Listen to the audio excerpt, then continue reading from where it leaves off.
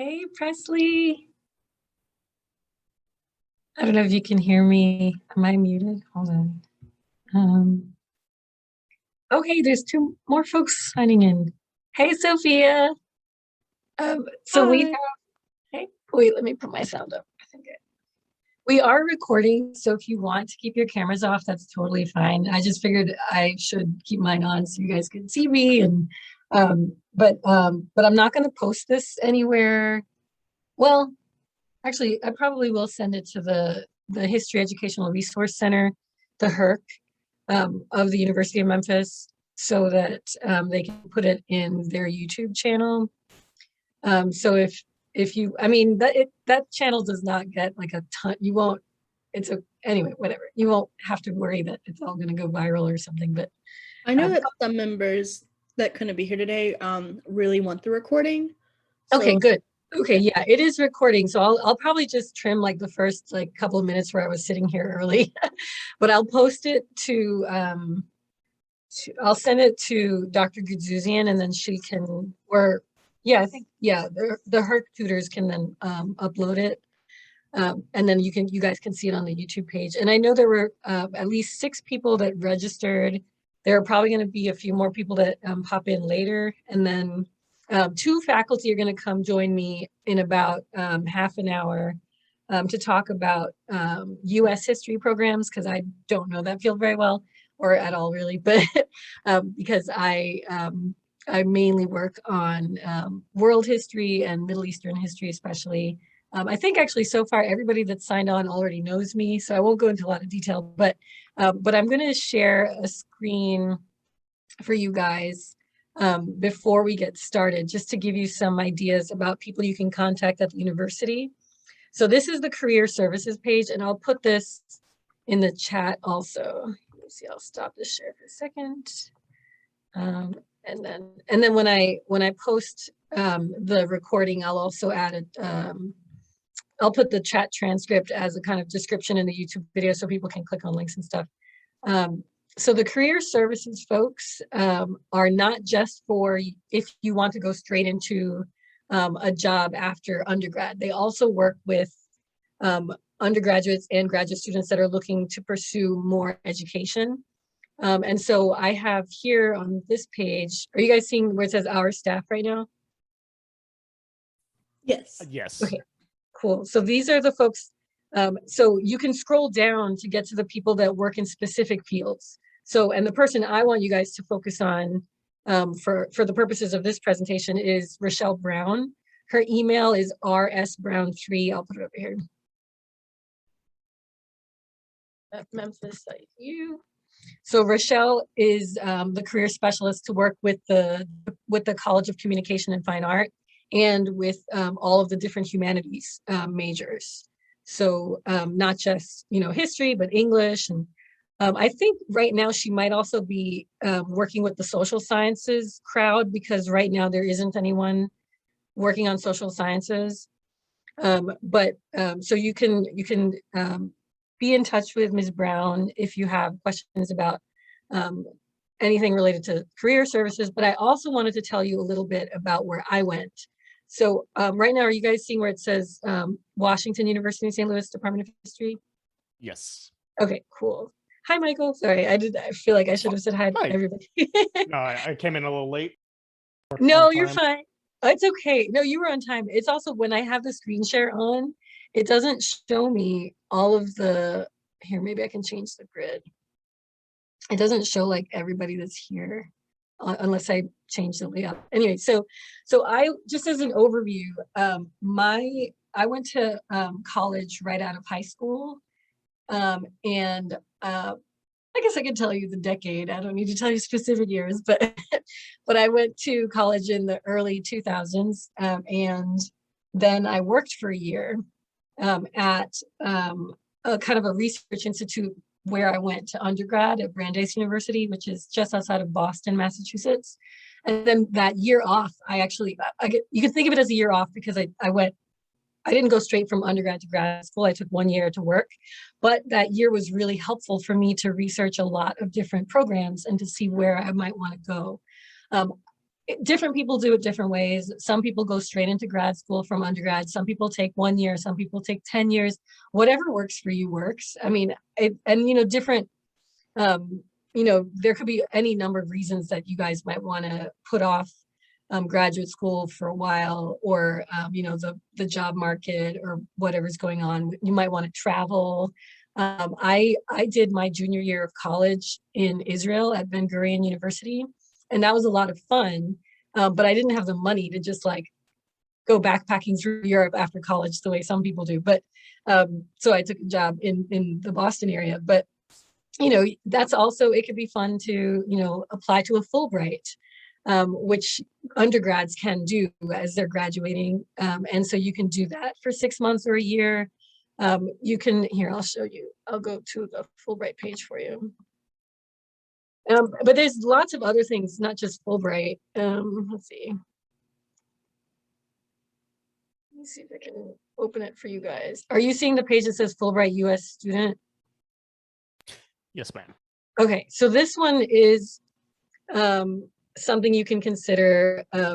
You don't have to work for the State Department after you do the Fulbright IIE, but there are different sections of, so Fulbright IIE, the Institute for International Education, goes through the State Department. The funding that I had for my Fulbright when I was in grad school went through the Department of Education, because I was Fulbright Hayes, which I will show you. I feel like I'm throwing a lot of information at you guys, but I just want to give you a quick overview, and then I'll open it up to your questions about the programs you're interested in. And then I can show you kind of how to like check stuff out. So this is the one that I had. And I applied for that. I applied for the funding from the Fulbright DDRA, Fulbright Hayes, Doctoral Dissertation Research Abroad is what it stands for. I applied for that when I was already in graduate school. And you have to be eligible for this one, you have to already have received your like ABD status, which means, here, I'll type this up. ABD means all but dissertation. In this country, dissertations are what you write at the doctoral level, so your PhD. In England, your dissertation is what you write at the master's level. So they switch it. So over there, they say, I'm writing my dissertation for my MA and I'm writing my thesis for my PhD. Here, we say the other way around. We do our master's thesis and then our doctoral dissertation. But so the Fulbright Hayes is for funding for graduate students who are already, they've passed all of their comprehensive field exams. So mine were in modern Middle East as my main field, with a minor field in world history and a minor field in Islamic science and government in the pre-industrial period, so like pre-18th century. So what I'm going to tell you a little bit about is how I went from undergrad to where I am now as a tenured professor. And you guys, I mean, I'm not expecting all of you to be like, I'm going to become a professor, but you can, whatever you want. This is just to give you ideas. PhDs are about options, and as are master's degrees. So you could get a PhD in history or in political science or anthropology, and then end up just working in the government. And the US government pay scale goes up a lot if you have your PhD, because that's a GS step 13. Which you automatically get paid a lot more coming in with your PhD than you do if you only have a BA or a BS or an MA or MS. So, so you don't have, what I'm saying is you don't have to go to graduate school with the idea that you're going to become a professor teaching at a university or a college, or community college, or even high school. I mean, you can do other things besides teach. And that's why I also recommend that you guys check out the Marcus Orr Center for the Humanities Facebook event. They're gonna record it. So it's at 4 o'clock today. So I don't expect you to jump from this to that, but they'll record it and post it on Facebook. So I'll share the link with you guys and with the Student History Society and the Phi Alpha Theta groups, since I'm the faculty advisor for them. So you could go to become, an archivist at a museum or an archive that is really closely aligned with your interests. So for example, the Newberry Library, which is a really important library that works with Shakespearean sources I think it's in Chicago. You could get a PhD in like English literature or, British history and then end up there. You could be, the thing that's at 4 o'clock today is gonna have somebody who's in charge of a section of the Benjamin Hooks Central Public Library.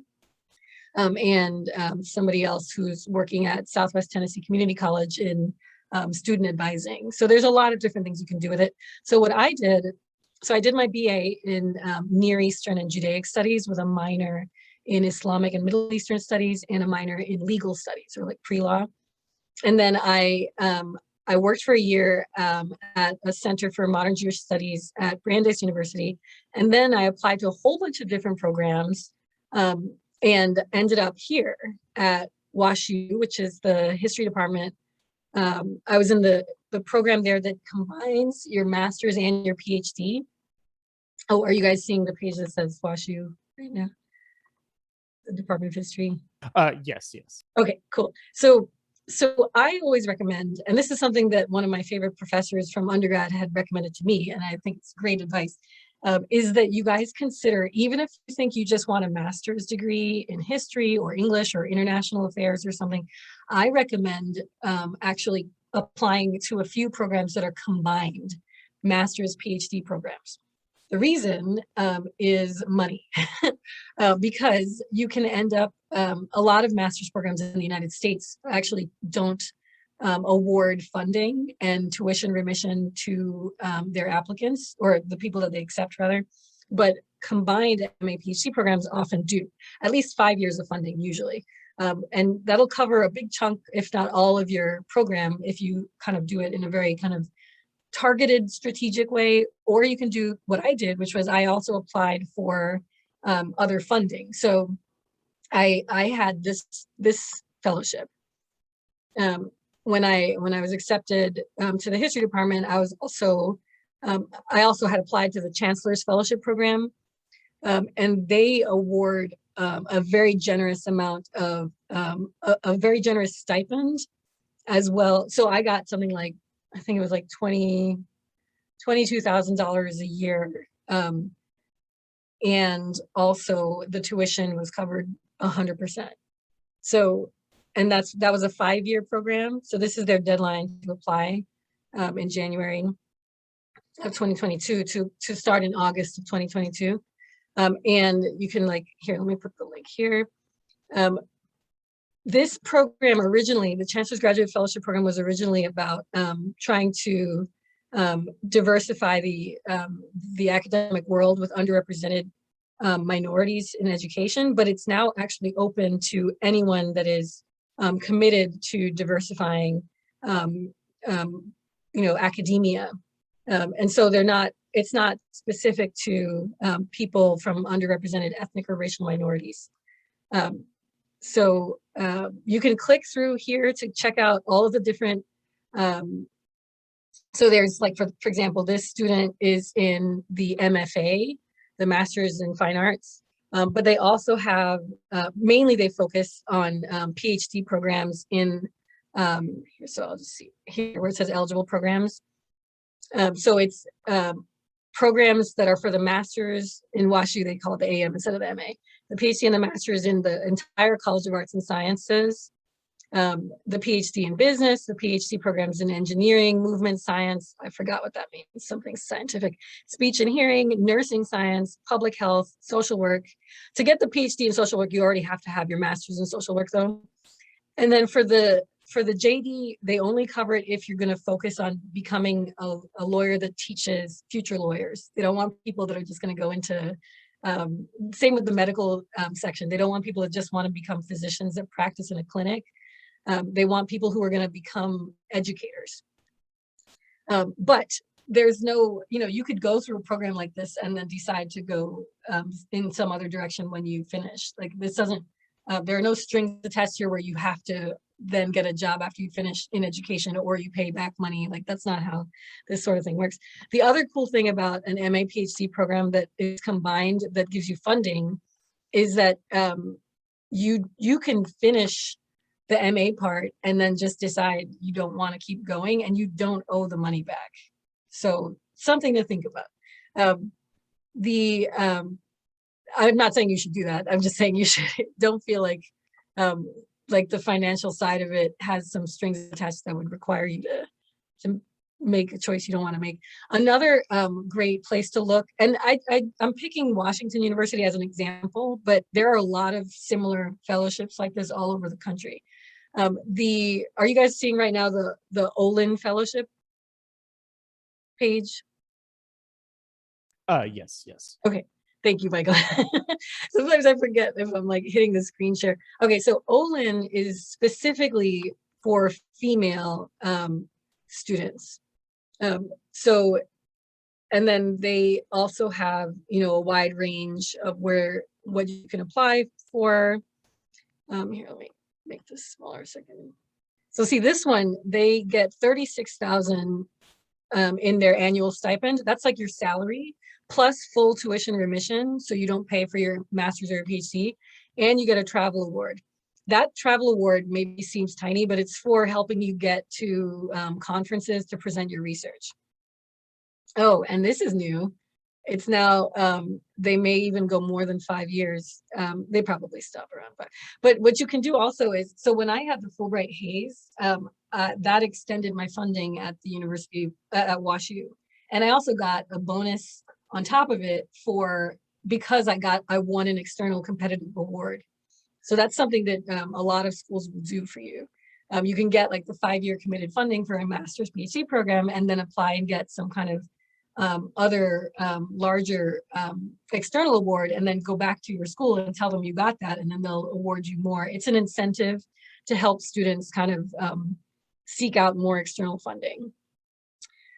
So I'll also tell you a little bit about the history department. So WashU has a lot of different programs, a lot of different fields of expertise. Here, I'm going to minimize this so I can make this bigger. Are you guys seeing right now where it says Department of History? Yes.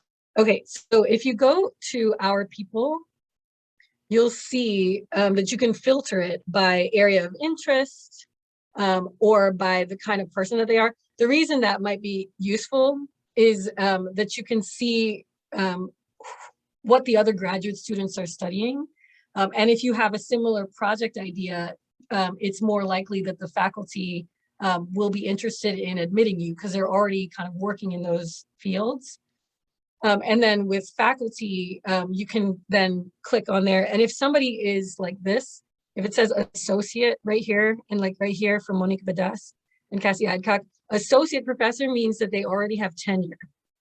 And a tenured professor is more likely to stick around for a few years. If it just says professor, sorry, that means that they're a full professor. That's like double tenure. And then if it says, here, I'm trying to find one. Oh, and then if they have a fancy name before the word professor, that means they're an endowed professor, which means they have a special chair with extra funding. So they may even be able to take on more graduate students because they can kind of contribute more to the stipend. The faculty member themselves, they don't pay the student, it goes through the university. But the fact that somebody, and Dr. Bornstein is such a nice person, by the way. And he's a really important, a really good mentor. And that's something that's really key to helping recruit and retain graduate students, is when you have a good support network, a good mentor in your program. If you see somebody like this, where it says assistant professor, that means that they are tenure track, but they have not yet made tenure. So they might be more likely to switch to a different university. They might not stick around for very long.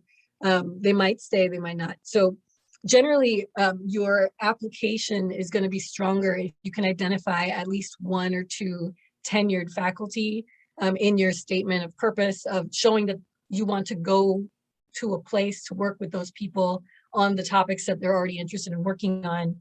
Let me see. So this is another one, the Gloria M. Goldstein professor. So this means Dr. Kival, who's on my dissertation committee, he's a nice guy.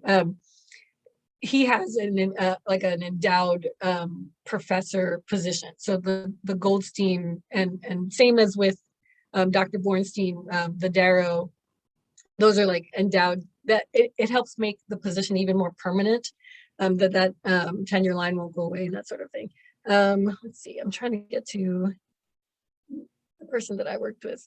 There you go. This is Professor Reynolds, Nancy Reynolds. She was my main advisor and is still in touch with me. It's so great to have a good kind of mentoring map. That's something actually I want to show you too. Let me see. I think there's a way here. I'm going to see if I can show you this. Okay, so are you seeing the page that says Lehigh University Advanced Mentoring Network Map? Yes. Okay, so I'm going to put this in the chat because this is also a really important one. Wherever you end up, oh, it looks like I lost a few people, but that's okay. We'll record it and then people can catch up later. Wherever you end up, you can, you should feel kind of like welcome to, I encourage you to track down mentors all over the place. Don't focus on just having, you know, the people that you're taking classes with, the people on your dissertation committee. It's really good to have a full, what really helps people get through grad school, and actually really in any field, is to have a lot of different people you can kind of get in touch with, so that no one person is like doing all of the heavy lifting for kind of giving you advice and mentorship. So for example, this would be, Michael, we'll put you in the middle here. You would have, you know, your intellectual community. So people that would read the, you know, the chapters that you're working on, the articles or the papers. And it's important to have different people for this. So some people love to work with someone who's only halfway done with an idea, and they love giving ideas about where to take, you know, what direction to take your work. Other people don't want to look at what you've got until you're almost at the most polished stage and you're about to submit it to an article, to a journal, to publish your article. So that's where, you know, you've got these 4 people here. Then there are people that a very different kind of mentor would be really excited to just kind of, you know, shoot the breeze with you and come up with ideas and brainstorm. And those people would be in your 0 to 25% complete with your, you know, idea about what's going to eventually become a longer term writing project. And then the important thing down the line is to mention all these people in your acknowledgements of your book later on. But just so that, you know, to prove where you exist in the intellectual community. And then you've got, so for example, over here, under access to opportunities, you've got internal, external, and peer mentors. You have faculty in the department that you're in. You've got role models who could be completely outside of your field and just some, you know, people that you look to for inspiration. Could be a relative, a neighbor, you know, somebody in your, you know, community. Accountability over here. That's where you want your accountability group. So they could be people in your graduate school cohort where you get together, you know, even once a week, or not even get together, but just have a group chain on your chat saying, okay, by Friday, my plan is to have read these sections of whatever and write 2 paragraphs about this. And then you just all go through that. And then, you know, after that week is up, you get back together, even if it's just through text, and be like, okay, what did you do? This really helped me get through finishing my dissertation, to be like, okay, today I'm going to work on, you know, these 3 pages of chapter 3. And then, you know, at the end of the day, you check with each other and you're like, did you do it? Or did you get distracted? And then how can we work through those obstacles to kind of move forward? And then you've got, you know, people that can be your substantive feedback providers, people for emotional support and safe space. Because, and this is an unfortunate reality, but some places do not have, you know, the kind of collegial environment among your, among the faculty or among the grad students to help you feel like you're emotionally supported in your class.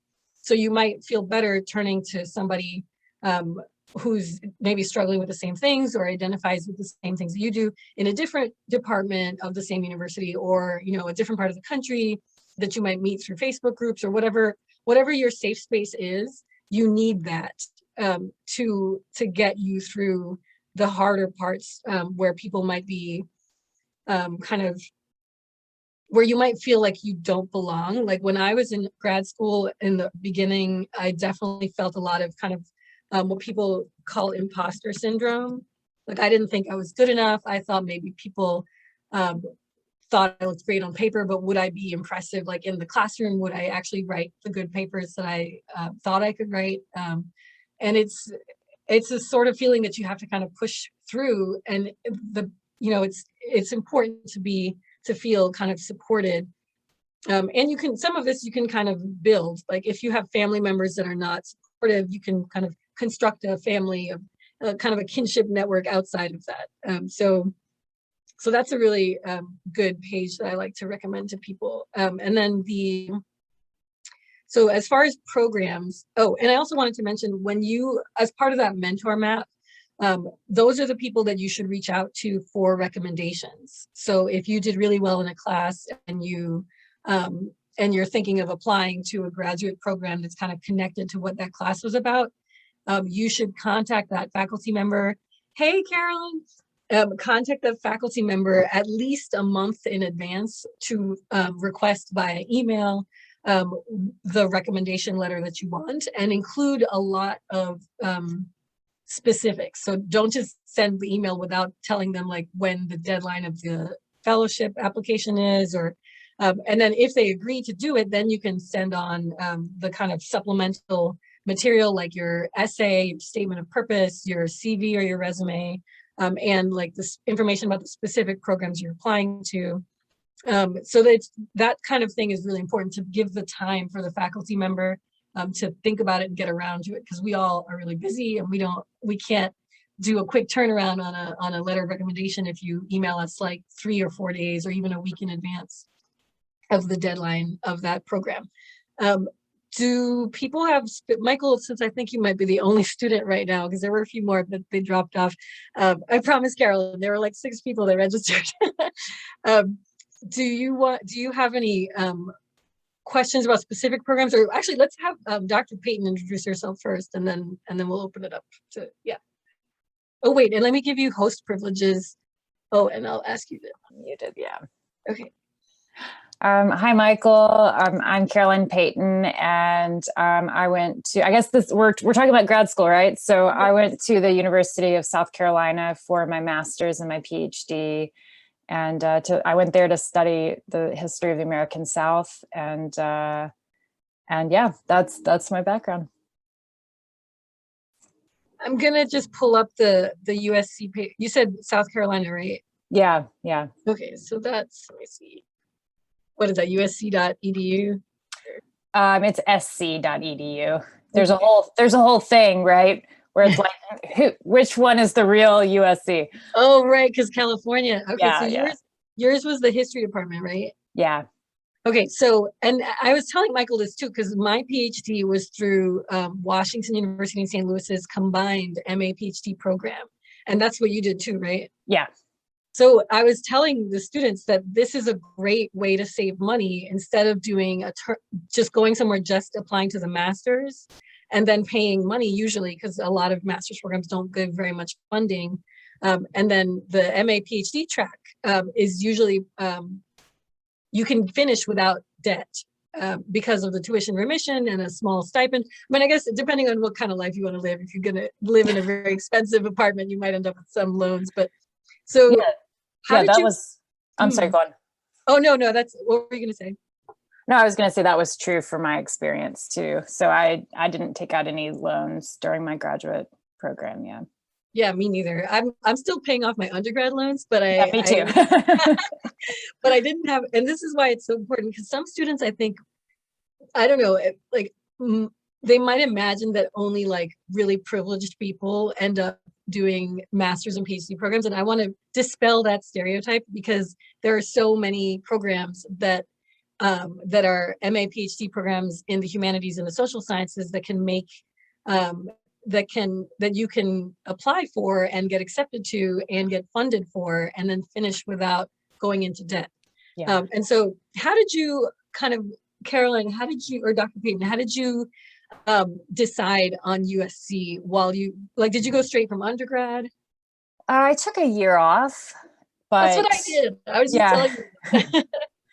Yeah, so I mean, I already had a sense that I wanted to go to graduate school, but I wanted to give myself a little bit of time and not jump right in. And that's what I did too. Yeah. Yeah, but then, I mean, you start applying for those programs like 6 months after graduation. So in many ways you are jumping right in, but and so I knew I wanted to do Southern history. or history of the American South. I don't like to call it Southern history because a lot of times it's like, well, what does that mean if you're not, you know, an Americanist? And Yeah. so South Carolina was one of the schools that was kind of immediately on my radar, in part because two of my mentors from undergrad had changed universities. They had accepted jobs at the University of South Carolina and had encouraged me to look there. And so that was part of why I considered it, but also the faculty was so strong in what I wanted to study. And so that was, for me, was just a huge deciding factor, that I knew that, you know, if you go to a program and there's one person, I mean, I'm sure you already said this, there's one person you really want to work with, that's not a great bet. But if you have 6, 7 historians that all do the history of the American South, the chances are good that you're going to get along with at least 1 or 2 of those people. That's a really good point. Yeah. So what I was telling the students was really more just like how I had applied to a bunch of different places, and WashU had, and actually I guess I lucked out because they hired a tenure track person in my field the semester that I was accepted in the program. So at the beginning I was kind of shuffling between people, but eventually, because she made tenure while I was still in the program, and that made it easier for her to become my main dissertation advisor. But before that, I was working with somebody that mainly works on East African history.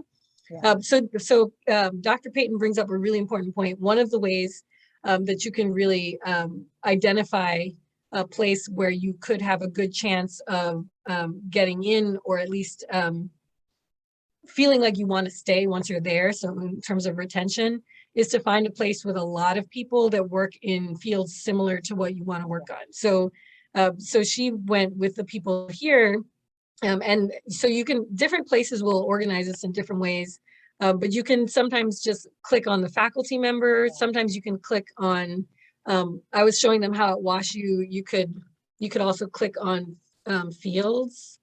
Yeah. A lot of departments have it organized. Yeah, so you could say, for example, Michael, you wanted to click on like trans-regional. Then the filter brings you Dr. Chandra and Dr. Bidas. So then you can click on the people to see what they've worked on. So you can scroll down. This book is really good, by the way, Jack Kingdom. And usually, yeah, and you can look, sometimes they'll have the CV here. I think that WashU must have redone their page to be better for like scrolling through your phone, and that's why it's so huge. But yeah, you can, Michael, do you have like a specific program that, or field of interest that you want to? So right now I'm going to be graduating next fall Congratulations. semester. So, and then my entire focus, I'm going to take a year off probably and work in Japan. But Cool. my goal is to study not Japanese, but East Asia. That's where I want to focus because there's not a whole lot of that, like especially around here. Yeah, So that's and where we'll my also, interest built up on that. there is also, so WashU, the University of Memphis, the history department, mainly their focus is US history and Egyptology. And so in fields like mine or Dr. Phipps, we're like a single person field. So since Dr. Phipps is also the director of the International Studies program, I think that's a course release. So that means that there's one fewer course every semester in that field. So that's a big, but I happen to know that East Asia, I don't know, this is gonna feel like a big plug for everybody to apply to WashU, but this is just because I know the program, but you can actually, oh, I guess, did she leave? Well, I'll just click Asia and I'll just see if I can show you some. So Lori Watt is excellent. And one of her books just won this big award from Harvard. I think it might've been that one, about when Empire Comes Home. That is, I had that recommended to me. Yeah, you should read it. It's good, and it's short, and it's like an easy read. It's very, and the sources she works with are really engaging because she works with like some cultural history material and kind of social history and political history as well. But But she mainly focuses on Japan. But so what you can do with this kind of thing is you can do filters, and you can also go to the books that you've read that you really liked, and or articles that you read, and then look up the person that wrote it and see where they're teaching. So let's say, for example, is there like a book you read recently in East Asian stuff that you really liked? Or... Honestly, I'm reading the Manchurian Chronicles right now. So, it's just the survivor story from during post-war collapse of the Manchuria Japanese colonies and people trying to escape and survive. Wow. Wait, maybe I typed it in wrong. Michael, I assume that I assume that you have some language skills, right? Can you speak Japanese? I'm 2 years into Japanese. Okay. My goal is to, weirdly enough, also while I'm working in Japan, hone that, but also begin studying Korean and Mandarin. That's not weird at all. That's really I want to be able to do that, and because those are the three specifically. I know East Asia's a lot more than that, but like those are the three kind of primary in Western culture. So I do want to go into academia with it. So that's awesome. And go ahead. Oh, and I would think, I know there are some. I mean, there are so many programs, but I do wonder maybe UW-Madison too is a good one to look at. For East Asia. I mean, it's not my field, but that is. Oh, like the Center for East Asian Studies, or is it one of the other? So this is another cool thing, Michael, that you'll see in the specific field that you're interested in, and this happens also in my field, in Middle East Studies. Is that a few decades ago, the US government was very interested in making regional studies a big focus for universities, and that included a lot of funding for interdisciplinary centers. And so you'll see, for example, somebody that is an expert in East Asia. Oh, hey, Brad, welcome. You can end up with going to a history PhD program or an anthropology program, and then finding somebody in there that works in East Asia, or you can try and do kind of research into programs that are interdisciplinary, like this one at UW-Madison, and I'll put this in the chat also. Yeah, so there's also like on UW's history page, they have like a big plug for East Asian history, and I do know one of the faculty members. Well, I really know his dad, who's also a historian. But they do. I mean, it was maybe the only place I could really think of that I know has. Anyway, it's just something to keep in mind for the future. It is a very. It's not an easy graduate program to get into. Yeah, well, and this is why I think also Dr. Payton was asking you, Michael, about how fluent you are in some of the languages, because a lot of these programs won't even accept or they won't consider a candidate a strong applicant unless they can prove that they already have some familiarity with the languages that they're going to work with. So it's really good that you've already got 2 years of Japanese, and that you're going to, in your kind of gap year, the year between undergrad and grad school, that you're planning to also live in Japan and take Korean and what did you say, Mandarin? Yes, just because it's the most common. Yeah. So I mean, there's like hundreds of languages in China, but yeah, that's a good one to start with. But so I want to, before we do too much more with Michael's stuff, which I'm so excited about, I want to hear more about it. I want to make sure that Dr. Dixon gets a chance to introduce himself and talk a little bit about kind of how he ended up at his program as a grad student. Thanks. I'm trying to adjust to Zoom here. Sorry. No, it's fine. Yeah. Wait, let me give you room. I almost said room privileges, co-host privileges if you want to do a screen share, but you don't have to if you don't want to. I can do that. I mean, if you're interested in East Asia, you could always go to Texas. We have the Center for East Asian Studies. We also have major faculty studying the field of East Asia, certainly in terms of early modern field, like Adam Klulau was a recent hire there. But I don't know what your time period or interests are, but we definitely have strengths there. I'm not there anymore, but why I chose the University of Texas for graduate school was really for two reasons. One is I had found a rapport with faculty there, and I felt like that I could go the long haul, 5, 6, however many years, with this person, and ended up being 2 people as my supervisors. That was the first major consideration, was finding someone I felt like I could really work with, not just a person with a big profile, but somebody that I thought that would be a good mentor. And the second consideration is simply money. It had a good 5-year base package with an initial recruitment fellowship and insurance.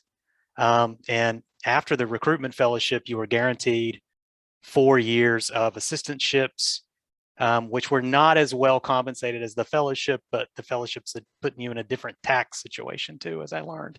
You're practically an independent contractor.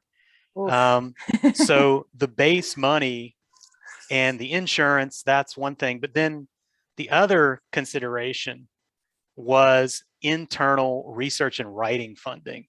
Now, of course, when you go to graduate school, your goal is going to be to win external funding, and you will. And you should also think about programs that cultivate that and have success in getting graduate students to win those grants. But you really, when you talk to potential supervisors, once you get them on the phone or Zoom nowadays, to ask the questions about, is there summer money for research, say for your first summer, when you're kind of getting your sea legs, so to speak? Are there fellowships for writing and research internally? I would say this especially for Americanists, just because our field is so competitive in terms of grants, but also to give you somewhere to land, even after you've been in a long-term fellowship, say doing research. Well, let's say you don't have a writing fellowship, you can, Texas had internal year-long writing and research fellowships, as well as outside the department, they had university fellowships. So really, it's all about the money in the end. I hate to be cynical about it. But that's a huge concern for me, just simply because I have managed to work and not go into loan debt somehow over my undergraduate. Yes, I'm very proud of. Yeah, that's the same thing. It took a long time to do. Although you should think about it. Sorry, go ahead. No, just to build on Brad's comment, though, I would, I think, just to add, like, Brad's recommendation or advice is really great, though, to think about all of the different types of funding you can receive, because sometimes a lesser program may offer you a bigger fellowship. Right. But if you look at the kind of long-term picture, or what are the types of who are you going to be able to work with? Is there, name recognition? Certain programs are going to put you in a different orbit than others. And that's not all, I didn't go to an Ivy League school, but I still have managed to do okay. But you have to maybe work a little harder. There are certain fields, like in environmental history, where if you go to certain programs, you're in a network already. And it's a lot harder when you're on the outside to kind of break into those. But yeah, I would just add a bit of caution when you look at the financial picture. Sometimes another program may give you a little bit more money on the front end, but it may not be as good of a program as another school that might only give you, a tuition break and an assistantship, but you'll be more competitive once you finish grad school. Yeah, Dr. Payton has a really good point here about, so like, you can end up, if you're at Harvard or UNC or University of Chicago, like the names of the people that are your advisors will just float you up the ladder to some really great spots. But there's, for me, in terms of retention, I don't know if it's different now, but when I was in grad school, the University of Chicago was very cutthroat, and people did not look out for each other. And I would not have thrived in an environment like that. Like, I'm a really kind of bubbly person, and I take things really, personally. And I think I would have just been like in my head the whole time, be like, what did they mean by that? So it wouldn't be, for me, it was not an environment that I thought I would have thrived in. But it's something else, though. Wherever you end up, you can still, there are opportunities in terms of networking. So remember, Michael, when I showed you that networking map from Lehigh University, you should go as a graduate student to the national conferences in your field. So the American Historical Association, or in my field, also the Middle East Studies Association, or the American Academy of Religion, or just any, you know, and meet people there, other grad students, and meet faculty. I actually approached at, I think it was the American Historical Association, 2009, maybe. I just walked right up to a faculty member after her presentation and introduced myself and told her I was going to be presenting on Sunday at 8 in the morning, and would she come and see? And she did. And she was like literally the only person that showed up, because it was 8 o'clock in the morning on the last day of the conference. But it was just us and like the other people in the panel, but she never forgot that. And she was one of the blurbs on my book. And like, we've been in touch for over a decade now. And it's like, you can kind of build bridges outside of your own department through conferences. But the point is very, I mean, there is a level of, I don't want to say maybe corruption, but just it's like a lot of other fields where, you know, you can get a little bit further by knowing certain people. Although it really does come down to the quality of your work. I think if you get, I don't know, maybe I'm just Pollyannish about it, but I like to think that people that do good work will eventually get noticed for it. But yeah, Carolyn, you wanted to add something? Well, I think that is true, though. I mean, I don't think you have. Yeah, I think it is true, but you have to. But the work has to be good, and of course, you don't have to worry about that right now. You just need to get into figure out where you're going. But I think as long as the work, but you know, that's easier said than done, right? Yeah. But to kind of think about like nuts and bolts, Michael, how you would do this. So you're about to graduate in next semester. You already have a plan to go to Japan. Do you have like one thing that you can start with if you, well, and also just what we're doing right now, talking to people in your own university as an undergrad about the programs that they could recommend. And so, for example, you know, Dr. Payton and Dr. Dixon are Americanists, but where they went, they also know, you know, like Dr. Dixon was at UT and he didn't do his, you know, expertise isn't in Asian studies, but because he was at UT, he knows how good their program is. So you don't have to just like only approach faculty that teach classes in the field you want to end up in.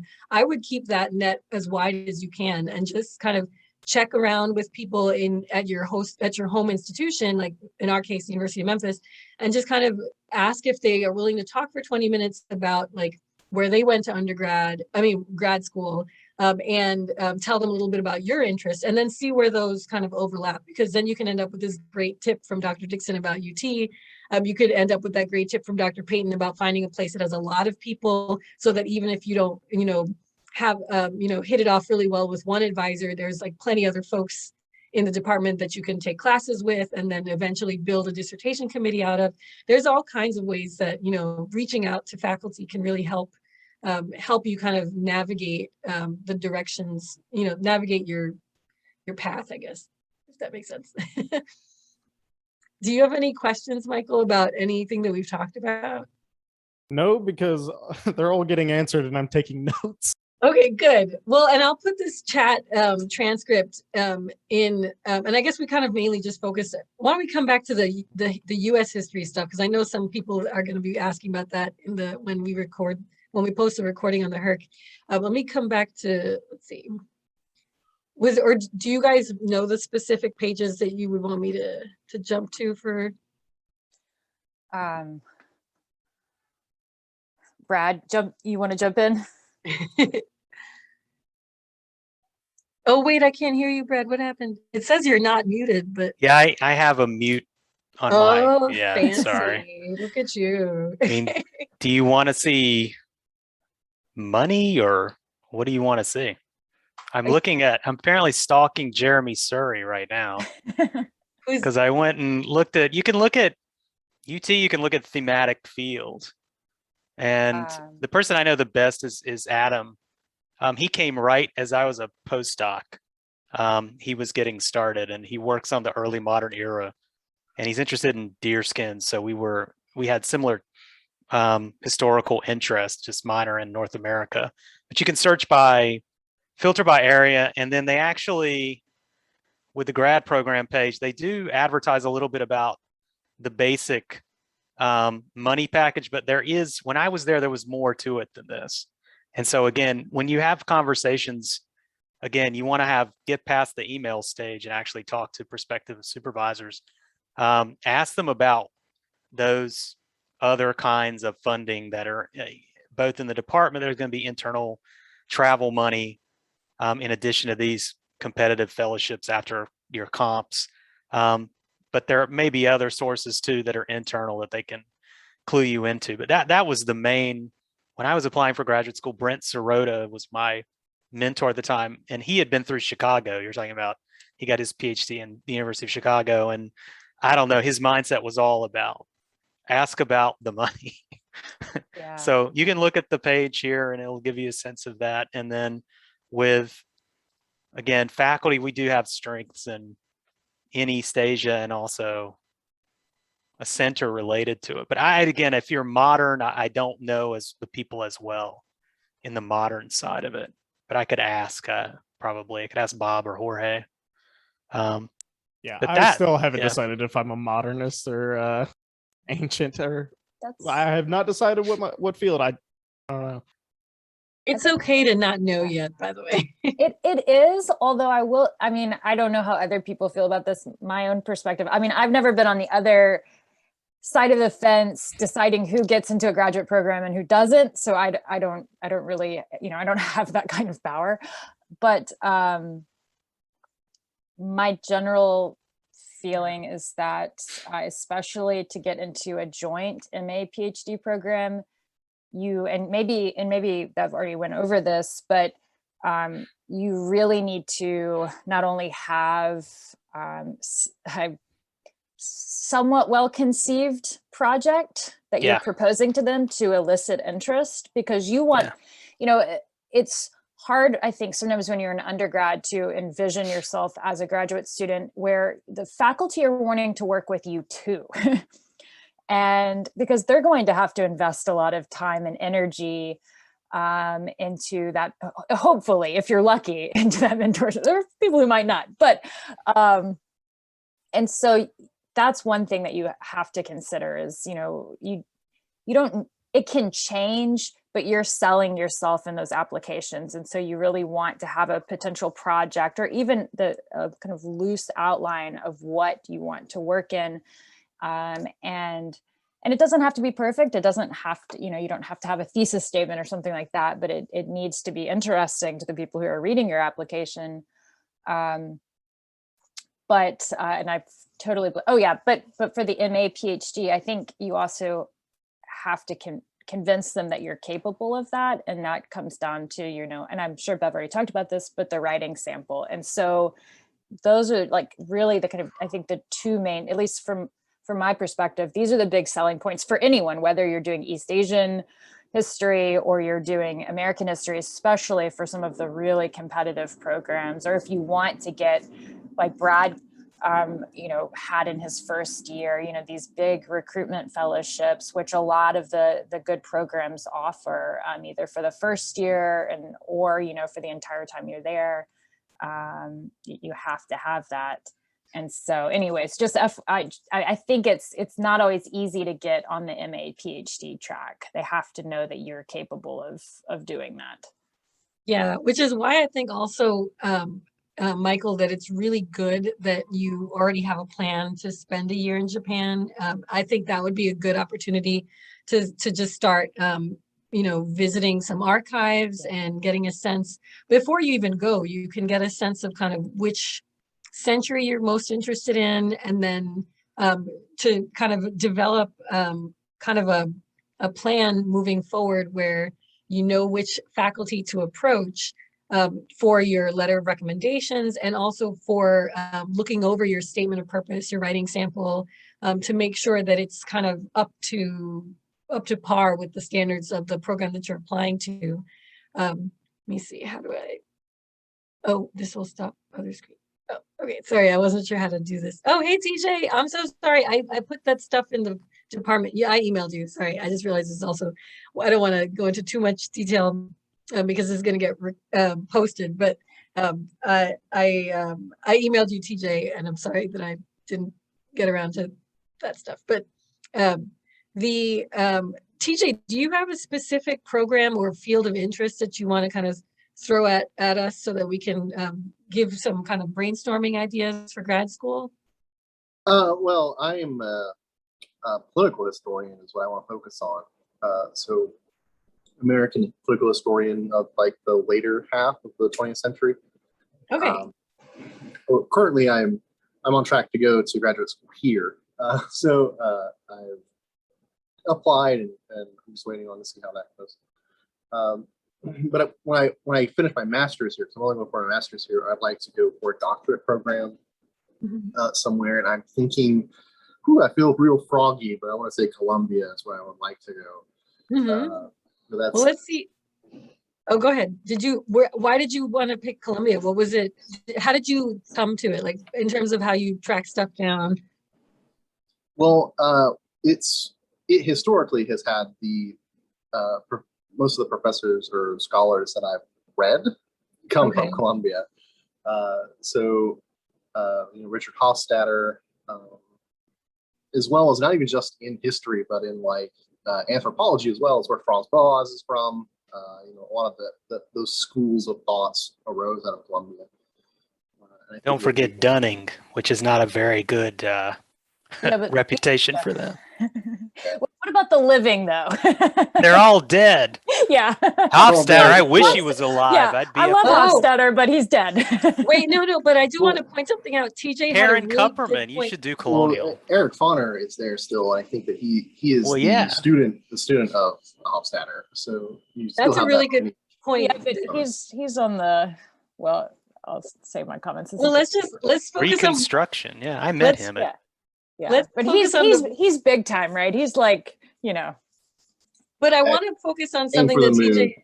Yeah, I want to focus on something TJ said, because I think this is a great way to start looking for programs, is to find the books that you really liked reading in school and then find out where that person went, which TJ did. He found all of these people, and he also was able to track the kind of roots of so finding out that Foner worked with this other person, that can help you kind of place where you might find your interests and then pick places to apply.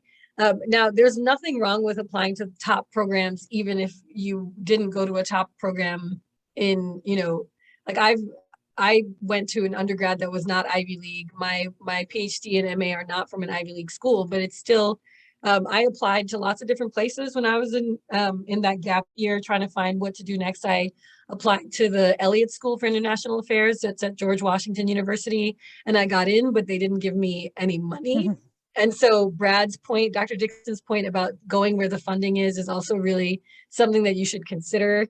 But yeah, I love when people do things like this, when the department actually filters on region, period, expertise. And so, yeah, that's a great way to find stuff. And yeah, so TJ, I think that's a good, you can, and I also recommend people applying to a lot of different places, like at least 5 different programs. I think I applied to like 10 different programs back in 2004 when I was applying after undergrad.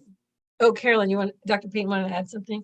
Oh, I guess this is like an obvious recommendation, but also TJ, Michigan is, kind of standard, I think. It's a highly respected program, very competitive. And there are a lot of great scholars who do, 20th century US there. So yeah, sort of my hope is that is to do my master's here at U of M, and then build a body of work that's hopefully interesting enough to maybe attract the attention of PhD programs elsewhere. So that's sort of my intent for the next couple of years. Yeah. The other good thing about Michigan is that they have a really great, let me see, Rackham. What is it called? They have a list of ways to apply to different funding. Where is it? I'm blanking on it now, but you can look up kind of, let's see, isn't it called Rackham, the grad school there? Is it? I have no idea. Brad, do you know? Oh yeah, no, it's RKHAM. Yeah. Oh, financial support. There it is. Okay, so, this is just in the history department. Oh, here.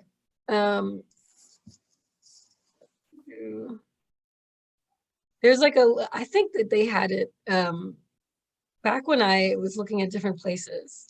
The Rackham Graduate School had a whole list of how to navigate. So like navigating your degree, and then all the different kinds of funding that's available. And this is specific to Michigan, but it gives ideas about how to find stuff at a lot of different places. Funding section. Oh, and also this section here about mental health, I want to talk about for a second too, because it is so important to recognize that graduate school can be a very stressful time. It can be really isolating, and programs that don't have good health insurance make it a lot harder for graduate students to really get the support that they need. And that's also something, are you seeing right now where it says mental health crisis for grad students? Yeah, so this is from 2018 about very high rates of depression and anxiety across the board. This is not specific to people in the humanities or the social sciences, but it got a lot worse in the pandemic. And it's so important to get help when, even before you think you need it, because it's like physical well-being. Like you need to kind of stay on top of checking in on yourself and making sure that you're kind of in the right frame of mind to move forward. And if you're kind of so bogged down with all these different kinds of anxieties and stresses, you could end up really in a bad spot. And it's not good to end up in a school that doesn't have the support network for you to get through that. So I was in, for example, I was in the dissertation writers support group when I was in like my last 2 or 3 years of my PhD. I also, by then my husband and I had gotten married, and we were living in a different city. And it's a lot harder to finish your PhD when you're like not bumping into your advisor all the time. So it definitely helped to be part of a support group, kind of doing group therapy where we would talk about writing strategies and how to get over, you know, what one psychologist called perfectionist procrastination, which is when you want your stuff to be so perfect that you keep putting off finishing it. You keep wanting to tweak it a little bit and you just don't move along. Like some people, I think a lot of people told me that a done dissertation is a good dissertation. Like it doesn't have to be perfect, just finish. And so it's really important to kind of recognize when you need to check in on yourself and catch yourself before you kind of go the wrong way with spiraling, you know, out of control and not completing the assignments that you need to complete. Does anybody have questions? I know we only ended up with 2 students left, but do you guys, yeah. So part of that is we big brain advertised the wrong time. Oh, that's okay. There's also a thing at 4 o'clock that is kind of connected to some of, and there's so much going on this semester. And I'm recording it so I can post it, and it's okay that a lot of people didn't show up. That will also happen during graduate school. You know what? That's why I recommend applying to everything. Sometimes you will get a grant or an award because you were the only person who applied. That's right. That's right. And also you can end up presenting your paper at a conference and have just one person in the crowd. And that has happened to me. And That's why all of the COVID safety things about conferences are super hilarious, as if these were crowded rooms full of people. I'm like, well, there was only about one person who was going to attend anyway. So anyway. Well, you know, oh, go ahead. I was saying they don't ask for attendance on the CV. Yeah, right. no. Yeah, no. Yeah, Michael, did you want to add something? I saw you go off mute for a second, but I think I was talking over you. No, I don't think so. Okay. All right. Well, we're just now past 4 o'clock, so I don't want to keep my esteemed colleagues on too long because I know everybody's got stuff that they need to catch up with. But thank you so much, both of you, for attending. And we had a few other students that popped in, and you can email us if you have questions. Definitely be in touch with Rachelle Brown. I think I put her name in the chat. her email address is rsbrown3@memphis.edu. She's the career specialist that's focused on the Department of Communication and folks in the humanities programs here. She can talk to you in more detail about specific programs and kind of the nuts and bolts of applying to things, but also you can always reach out to us. And yeah, I look forward to hearing from people. So, Yeah, any closing thoughts? Yeah. Thank you for your time, by the way, everyone. Like this was greatly helpful. Yeah, to Michael and TJ, you know, really, it's okay to ask anybody. I mean, because a lot of us actually, we know, like because I do nuclear history, I work with people who do, you know, the history of Japan. And so like you have all of these connections. So it's okay to just email someone and say, hey, do you know anyone at this program? Because a lot of times that can go a long way to where they might remember to look at your application. And so just don't be shy, because most of us have, and I'm sure Brad and Bev, like we all have people we know, even though they're not in our field, and we would be happy to reach out at any time. Yeah, use those networking skills, guys. Build those. That's good. It helped. Like I offer to write recommendation letters for students that are applying to Washington University, because I went there and they know my name, and they know if I think someone's going to be a good candidate, they'll trust me more because they've heard of me and they worked with me. So yeah, it's really good to kind of work those networks. Brad, do you have any closing thoughts before we close up? I think we've covered it pretty well. Be specific in your application. Have a place and a time that you want to focus on, but you can have open-ended questions. I agree, but I don't think you can fail to be specific. Having read applications here, the people who say I've been interested in history since I was a child, and I'm interested in prehistoric California and feudal Japan, that doesn't work. I was like, that's very interesting. Yeah, that's very intriguing. Yeah, but you need focus, and I think by going and getting a master's here, that's actually a good course. That's an opportunity for you then to create, as you say, you're exactly right.